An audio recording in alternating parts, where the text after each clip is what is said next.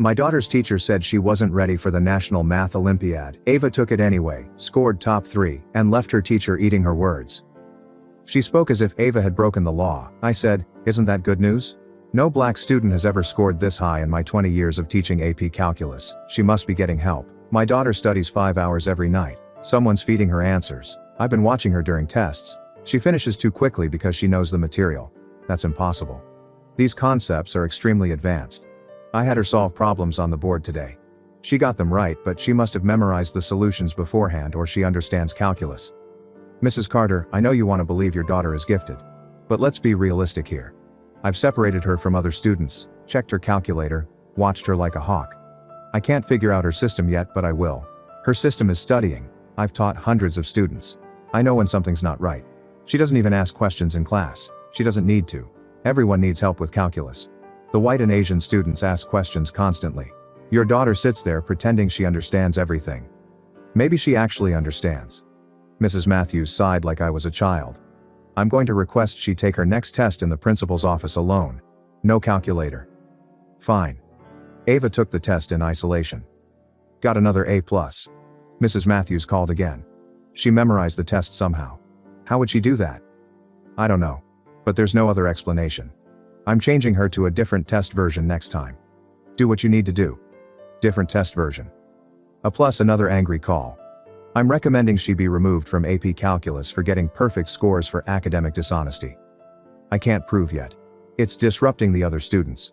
They're questioning why they can't score as high. Maybe because my daughter's smarter than them. Mrs. Carter, that's not helpful.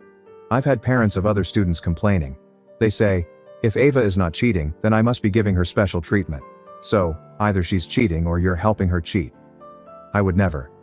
But she must be cheating because she's black. I didn't say that. You said no black student has scored this high in 20 years. That's just a fact. What happened to the black students who tried? They struggled like everyone else. Calculus is hard. Did you accuse them of cheating when they did well? They didn't do this well. But if they had, silence. Then I need to protect the integrity of my classroom. I started attending school board meetings. Turns out Mrs. Matthews had complained about 3 other black students in previous years. Jasmine Porter, accused of plagiarism in pre-calc, moved to regular math. Ethan Richards, accused of copying homework, dropped the class. Isaiah Brooks, tested in isolation so many times he developed anxiety. Switched schools. I met with their parents. We compared notes. Same phrases. Doesn't ask questions. Finishes too quickly. No black student has ever. Must be getting help. The principal, Mr. Palmer, wouldn't listen. Mrs. Matthews is our most experienced math teacher. If she has concerns, they're valid. Her only concern is that my daughter's black and good at math. That's a serious accusation. So is accusing my daughter of cheating with no evidence. She's just being thorough. Spring semester, the International Math Olympiad qualifier exam. Top 5 scorers from each state compete nationally. Proctored by external evaluators, filmed. No accusations possible. Ava registered. Mrs. Matthews found out, called me immediately. She can't take that exam. Why not? She's not ready. It'll hurt her confidence when she fails. Let her try. I forbid it as her teacher. You can't forbid standardized tests. If she fails, it reflects badly on my teaching. I thought she was cheating. How would her failure reflect on you? I meant I just don't think she should take it. Ava took it anyway. Scored in the top 3 for our state. Only student from our school to qualify for nationals. The newspaper wanted to do a story. They interviewed Mrs. Matthews about her star student. I always knew Ava was special, she told the reporter. I pushed her hard because I saw her potential. Some teachers might have doubted her, but I never did. The article quoted her extensively, how she nurtured Ava's talent, how she gave her extra challenges, how proud she was. Other parents started requesting their kids be transferred to Mrs. Matthews' class since she was so good at developing mathematical genius. The district superintendent called Mrs. Matthews personally to congratulate her on Ava's success. Mentioned she was being considered for Teacher of the Year. Then I forwarded the superintendent every email Mrs. Lawson had sent me. Every accusation voicemail she left. Every voicemail where she said Ava must be cheating. Every accusation about getting help. Every claim that no black student had ever scored this high. Every insistence that my daughter couldn't possibly understand calculus on her own. The superintendent's office confirmed they got my email within an hour. His assistant called to schedule a meeting for the next morning. I spent that evening organizing printed copies of everything, my hands shaking as I sorted through weeks of documentation. Each email felt heavier than the last, proof of what Ava had endured while I'd been trying to work within the system. Dr. Mitchell's expression changed as he read through the emails at our meeting. Professional interest shifted to visible discomfort. He asked permission to forward everything to the district's compliance officer, explaining this fell under their discrimination investigation protocols. I agreed immediately. The compliance officer called that afternoon. Her name was Diane Green. She scheduled a formal interview and explained the investigation would take several weeks. She asked me not to discuss details publicly while they gathered information from multiple sources. I understood the need for discretion, even though part of me wanted to shout this from every rooftop. Ava came home from the school reporting that Mrs. Matthews seemed distracted during class, nervous, barely making eye contact with students. I didn't tell Ava about the investigation yet. I wanted to protect her from disappointment if nothing came of it. Diane interviewed me for 1.5 hours. She recorded everything and took detailed notes about each incident. She asked specifically about the other black students Mrs. Matthews had mentioned. I provided contact information for the Porter, Richards, and Brooks families. Over the next week, Diane contacted each family. Lena called me excitedly to report that someone was finally taking their experiences seriously. She said Reed broke down crying during his interview because he'd felt so powerless watching Ethan suffer. 3 white parents came forward too, mentioning their children felt uncomfortable with how Mrs. Matthews spoke about black students. Mrs. Matthews got placed on paid leave pending the investigation outcome. A substitute took over her AP Calculus class. Ava reported that the substitute was encouraging and supportive, treating all students with respect. The contrast highlighted how abnormal Mrs. Matthews's behavior had been. The newspaper reporter who wrote the original article contacted the district asking for comment. The district released a brief statement about reviewing concerns regarding a teacher without naming Mrs. Matthews specifically. I received an anonymous email from someone claiming to be her former colleague describing similar patterns with black students over the years that previous administrators had dismissed. The person was afraid to come forward publicly but wanted me to know this had been happening for a long time. Diane scheduled a follow-up interview to discuss the anonymous email. She asked if I knew of any other witnesses. I mentioned the white parents who recently came forward and suggested she speak with current and former students directly. The investigation expanded to include dozens of interviews. A pattern emerged of Mrs. Matthews treating black students with suspicion while praising white and Asian students for the same achievements. Several students described her making comments about who naturally excels at mathematics. 3 weeks in, Diane interviewed Mrs. Matthews. According to the compliance report summary I received later, Mrs. Matthews defended her actions as maintaining academic standards and insisted she treated all students equally. While the investigation was ongoing, Ava traveled with the state team to compete in the Math Olympiad national competition, where she did well but did not place in the top 10 nationally. The experience of being surrounded by other students who were mathematically gifted and respected her skills helped to partially heal the wounds caused by Mrs. Matthews' treatment. Lena, Oliver and I attended the public comment period prior to the school board's closed session to review preliminary findings while Ava was at nationals. We each spoke for 3 minutes about our children's experiences, and the board did not make decisions right away, instead setting up a follow-up meeting for 2 weeks later. Mrs. Matthews's attorney sent a letter threatening legal action if she was fired, arguing that the investigation was biased and that her teaching methods were protected by academic freedom. The board president acknowledged the investigation revealed concerning patterns that required careful consideration and appropriate response. I found Ava a therapist who specialized in helping students of color process experiences with racism in educational settings because she was experiencing anxiety as the school year came to an end, had nightmares about being accused of cheating, and felt like she had to prove herself all the time. The district's legal team examined the evidence and concluded that the discrimination case was strong enough to withstand challenge. It broke my heart to hear Ava say that she had begun to doubt her own abilities because Mrs. Matthews's accusations were so persistent, but it also made me more determined to see this through. 4 weeks after the investigation started, Diane finished her report and sent it to the superintendent with recommendations. The therapy helped Ava express feelings she had been repressing all year. Dr. Mitchell arranged for me to meet again to discuss the findings before they were made public, acknowledging that the district failed these students by failing to look into the pattern sooner. She discovered significant evidence of racial discrimination and recommended formal disciplinary action, including mandatory training and probationary status. He expressed his sincere regret for the harm done to Ava and the other families and explained that Mrs. Matthews would not be fired because of tenure protections and union contract requirements. but her career advancement would be effectively halted. She would also be subject to a formal reprimand, mandatory bias training, loss of her AP Calculus assignment, and 2 years of probationary status with frequent classroom observations. The district sent a formal letter to Mrs. Matthews's personnel file detailing the discriminatory pattern, and I was conflicted about the outcome.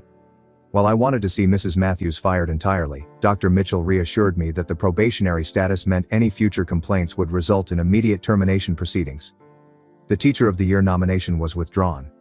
The school board decided to enact new rules that required documentation of academic integrity concerns, required bias training for all teachers, and a formal procedure for students and families to report discriminatory treatment without fear of reprisal.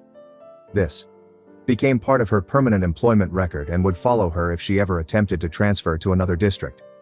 Lena, Oliver and I met with the superintendent to discuss how the new policies would be implemented after the district formed a review committee to look for racial disparities in past discipline and academic tracking data. The committee would report findings every year and suggest policy changes to address any patterns found.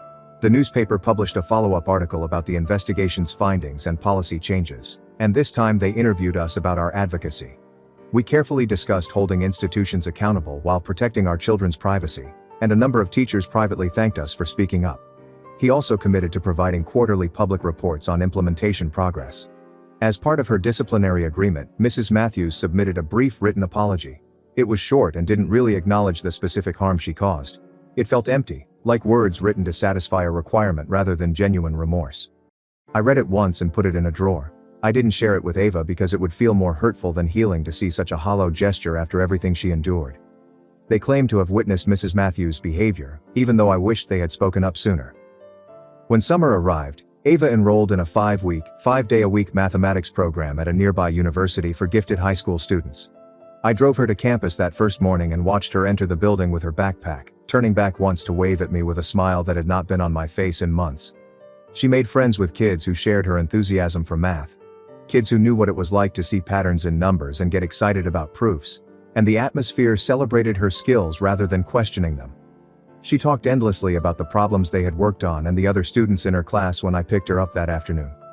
The district launched a bias training program in August, which all teachers had to finish before the new school year began. The curriculum specifically addressed racial assumptions about student abilities and the harm caused by unexamined biases, and the training included case studies that looked familiar but had different names. She returned home feeling energized rather than exhausted. One afternoon in late August, Lena called me and told me that Jasmine had made the decision to return to advanced math classes for her senior year, feeling more confident that the new policies would protect her. Her voice trembled with emotion, and even though Jasmine had lost 2 years of advanced coursework she could never get back, this felt like a meaningful victory. I wondered if teachers recognized the patterns from their own schools. A few days later, Oliver called with different news. Ethan decided to stick with regular math and concentrate on other subjects where he felt more comfortable, and Oliver respected that choice. It's also true that not all students want to go back to the place where they were hurt. Ethan discovered his passion in literature and history. He was doing well in those classes. Isaiah's family made the decision to stop participating after their initial interview, preferring to move on at his new school rather than revisit trauma. I respected their decision, even though I wished their voices had been included in the public record. Sometimes healing requires letting go rather than fighting. In September, the district's Data Review Committee released its first report, which revealed significant racial disparities in AP course enrollment and advanced tracking decisions. Black and Latino students were underrepresented in advanced programs, even when they had similar test scores and grades as white and Asian students. Ava's senior year started with a different AP Calculus teacher, Mr. Anderson, who treated her with respect and encouragement from day one, called on her in class without suspicion, and praised her work without surprise. However, she was still processing anxiety from the previous year. The data revealed what families like ours had endured for years, and the report suggested policy changes to address how students were identified for advanced programs, and how academic integrity concerns were documented. In an email from Dr. Mitchell, the district invited me to serve as a parent representative on their Equity Advisory Committee. Some parents at her new school expressed concern when they learned about the investigation, but the district insisted they were closely monitoring her. Mrs. Matthews transferred to teaching regular geometry classes at another high school in the district, moving away from advanced students and receiving regular administrative observations. I accepted despite the time commitment because the work of changing systems is ongoing and requires sustained attention from people willing to push for accountability. Ava began working on college applications in September. spending weekends at the kitchen table with her laptop open to application portals. She wrote essay after essay about her passion for mathematics. But the words felt incomplete without acknowledging what she'd survived to get here. I wondered if close observation would be sufficient, or if she'd find new ways to harm students when people stopped watching. Mrs. Matthews was completely left out of the first draft, which concentrated only on her love of problem-solving and abstract thought. She showed it to me and asked if it felt honest. I told her that the truth matters, even when it's difficult to write about. She started over, this time discussing how she'd learned to stand up for herself when authority figures questioned her abilities based more on race than on evidence. The essay explained how she studied for 5 hours every night to prove she was worthy of being in that classroom, not just to learn calculus, and how being accused of cheating taught her that sometimes it's necessary to defend yourself against people who don't see your value. Months later, when acceptances began to come in, admissions officers from 3 different universities specifically brought up her essay during scholarship interviews. The next spring, our state's math Olympiad team did better than expected at the national competition, with 2 students placing in the top 20, and the program received increased funding and support from the state education department. Ava volunteered to mentor younger students interested in competition mathematics, meeting with them twice a month to work through practice problems and competition strategies. One of them told her that while many students face discrimination, few have the courage to name it clearly and keep moving forward. I witnessed her transforming pain into purpose as she helped a nervous freshman work through a complex proof. The mentoring gave her a way to take something harmful and use it to help others avoid similar experiences. The younger students looked up to her, asking questions without fear of being judged or accused. She encouraged them to trust their abilities and speak up when they knew the answer. On a Tuesday afternoon, 3 months into the new school year, Diane called me. The district compliance office had received 2 complaints about Mrs. Matthews from parents at her new school, both of which described concerns about the way she spoke to students of color in her geometry classes. One parent explained that Mrs. Matthews had expressed surprise that their daughter could explain geometric proof so clearly, and another parent described Mrs. Matthews questioning whether their son truly understood the material despite his consistent test scores. Because of her probationary status, these complaints were investigated right away, rather than being dismissed or postponed.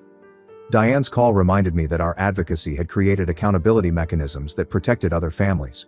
The pattern we documented followed Mrs. Matthews to her new position, making her behavior visible to administrators who might otherwise have dismissed individual complaints. The previous investigation made it harder for administrators to ignore ongoing concerns or attribute them to misunderstandings, and the district was taking the complaints seriously because the pattern we documented was now part of Mrs. Matthews' official record.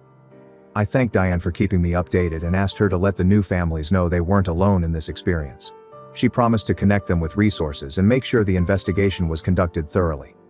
The system wasn't perfect, but it was better than before when families faced discrimination alone without institutional memory or support. On a Friday afternoon in December, Ava's top choice university sent her a thick envelope, which she opened with trembling hands at the kitchen table and took out the scholarship offer and acceptance letter, which highlighted her math Olympiad performance and her proven mathematical prowess. Ava read the letter twice, then looked up at me with tears streaming down her face. Happy, relief, validation tears. Because she had worked so hard for this moment, studying through doubt, accusation, and isolation. The acceptance confirmed what I had always known, but Mrs. Matthews had attempted to deny. The scholarship covered full tuition plus a stipend for books and research opportunities. The following day, I took the acceptance letter to a frame shop and picked out a plain black frame with a white mat, and the framed letter was placed on the wall of the living room where we would see it every day. Ava belonged in advanced mathematics. She deserved to be there. Her skills were genuine and acknowledged by those who truly understood mathematical excellence. The external validation from a prestigious university felt like the final word on who was right about Ava's capabilities. The letter represented more than just college acceptance. It represented Ava's resilience and our family's refusal to let racism define our daughter's future. The school board recognized Ava for her math Olympiad achievement and college acceptance at their January public meeting. It was a tangible reminder that Ava's abilities were never in doubt, despite Mrs. Matthews' attempts to undermine her confidence and reputation. After the public meeting, 3 board members came up to me privately to apologize for not addressing the issues regarding Mrs. Matthews sooner, acknowledging that the district should have looked into the pattern years ago when the first complaints surfaced, and they gave her a certificate and took pictures for the district website. Our advocacy changed how the board thinks about responding to discrimination complaints. One board member acknowledged that she had heard rumors about Mrs. Matthews' treatment of black students, but she hadn't pushed for an investigation because Mrs. Matthews had seniority and strong support from some parents. Despite the fact that they couldn't undo the harm Ava and the other students had endured, their apologies felt sincere. In February, Jasmine received college acceptances to prestigious programs, including admission to the State University's Honors College. Lena called me in tears of joy upon receiving the acceptances. During her senior year, Jasmine had restored her confidence in advanced coursework, demonstrating to herself that she belonged in difficult classes.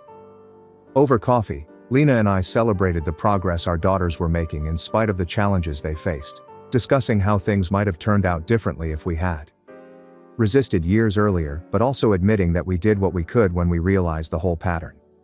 The district's new academic integrity documentation policy released its first annual report in March, and the data showed that concerns were being raised more equally across racial groups now that teachers had to provide specific evidence rather than relying on feelings about who seemed capable. Our daughters were succeeding now, and that mattered more than dwelling on what we couldn't change about the past. The data showed that the policy was working to reduce discriminatory referrals. Teachers could no longer simply accuse students without documentation, and the numbers made visible what families like ours had endured for years but couldn't prove without systematic data collection. Prior to the policy, Black and Latino students received academic dishonesty referrals at a rate that was 3 times higher than that of white and Asian students, despite similar grade distributions. After the policy was put into place, the referral rates became nearly equal across groups. The district accepted Mrs. Matthews' resignation without protest, and she left teaching completely rather than attempting to transfer to another district where her record would follow her.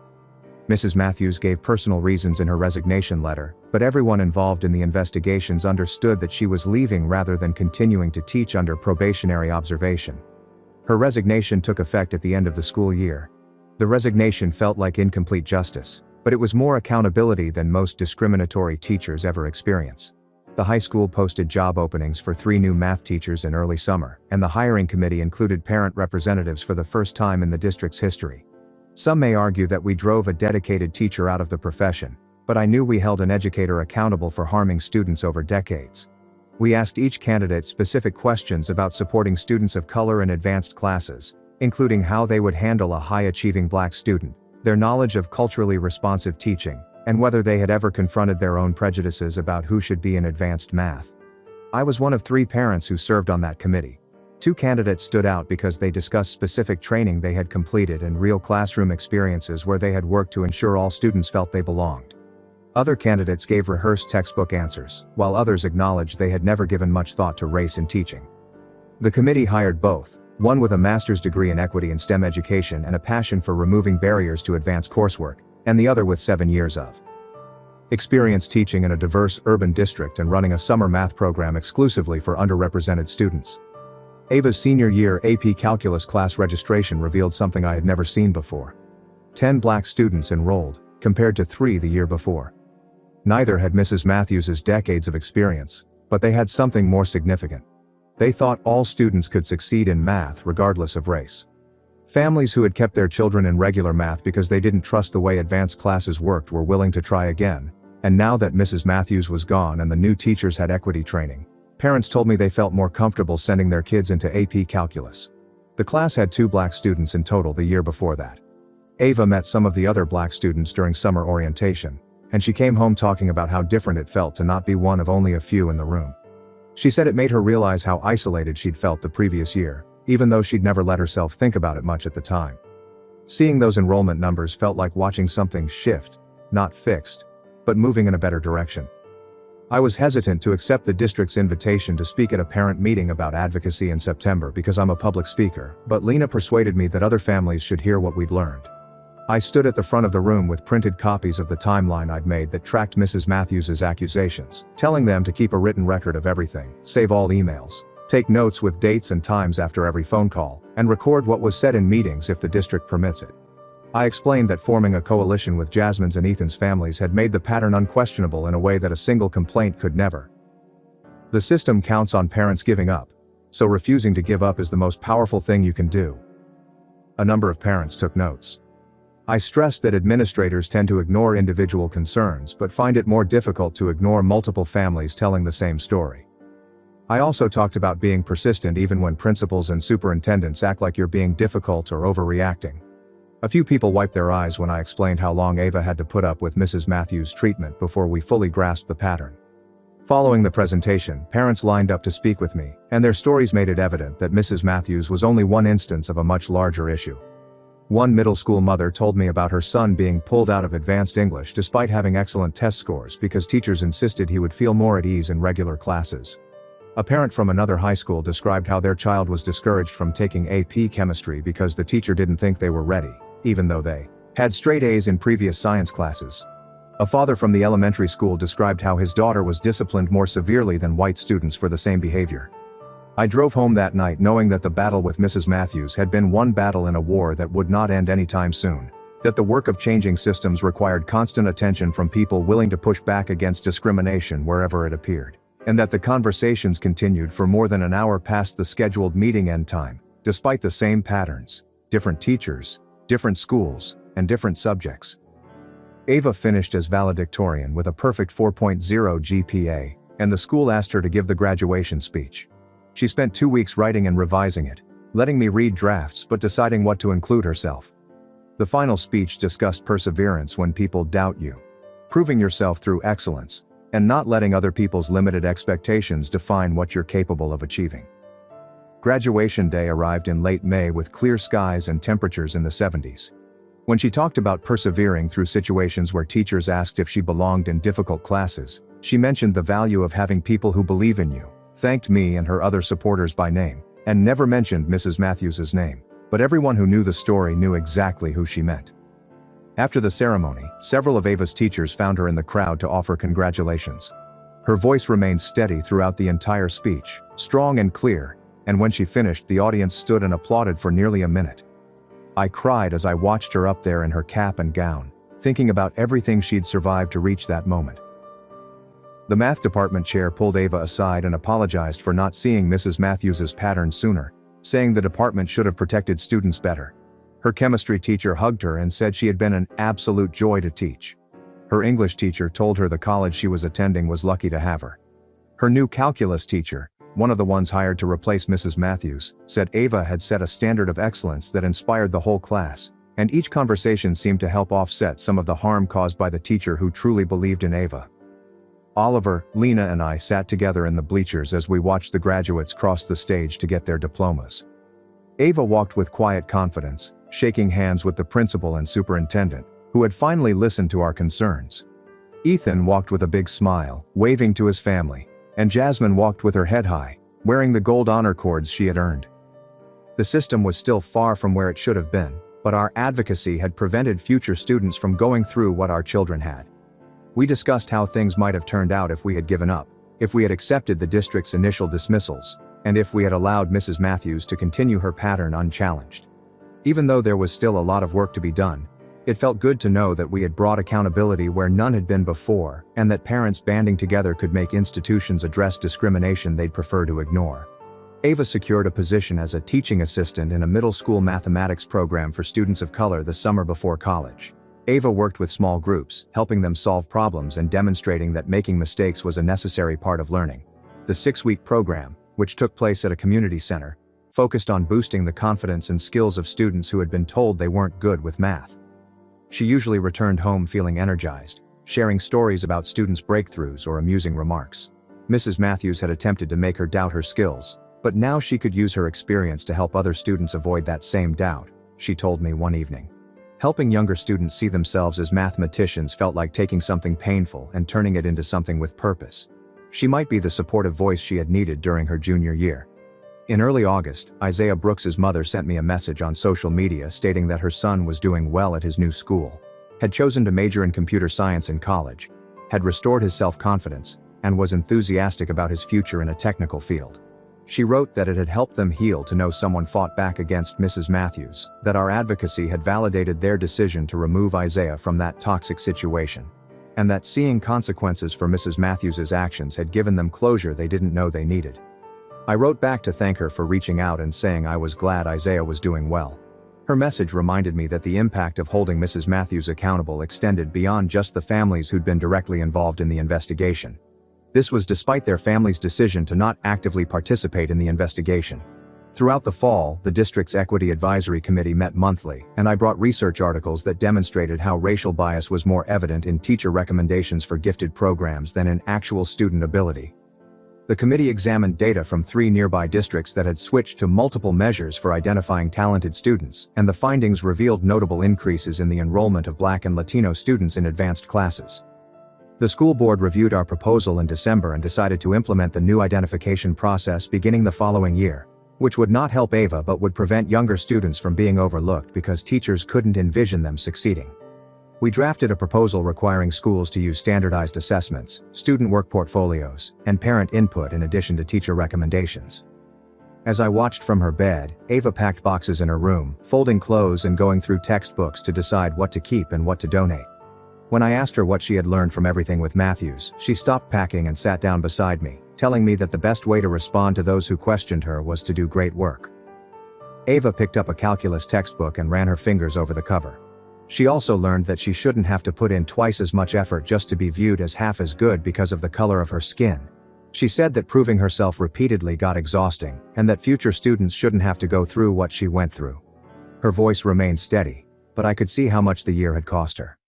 I told her that while excellence was important, the system needed to change so Black students didn't face constant suspicion and doubt. In order to establish the supportive environment she wished had been there from the beginning, where students could concentrate on learning rather than defending themselves, she stated that she wanted to return during college breaks and mentor high school students, particularly those who looked like her and needed to see someone who had made it through. 5 days prior to move-in day, the new AP calculus teacher sent me a thick envelope, which I opened while Ava finished breakfast. Inside was a handwritten letter on school stationery, thanking Ava for her leadership in the classroom and her willingness to help other students grasp challenging concepts. The letter explained how Ava's presence had improved the class for everyone and increased the level of discussion. On move-in day, the dorm parking lot was crowded with cars and families, and we carried boxes up 3 flights of stairs while other students and parents did the same. The teacher wrote that Ava's skill and generosity embodied the best of what education could be. Ava read the letter twice and placed it in her college folder with her acceptance materials. An hour after our arrival, Ava's roommate, who was also studying mathematics and had participated in high school math competitions, arrived, and within 10 minutes they were discussing problem sets and proof strategies, comparing favorite theorems and debating various methods for resolving integration problems. 4 days into the semester, my phone buzzed with a text from Ava, who had just finished her first college calculus class and wanted to tell me about the professor. I was thankful that Mrs. Matthews's attempts to break Ava's spirit had failed because she belonged here, surrounded by people who praised rather than questioned her abilities. Learning was supposed to feel like this. Her final text read, and I knew that despite the painful detour with Mrs. Matthews, Ava had arrived exactly where she belonged, ready to excel without anyone questioning whether she deserved to be. She described how he was brilliant and encouraging, treating every student like a capable mathematician regardless of their background, and how he asked challenging questions and seemed genuinely excited when students engaged with the material.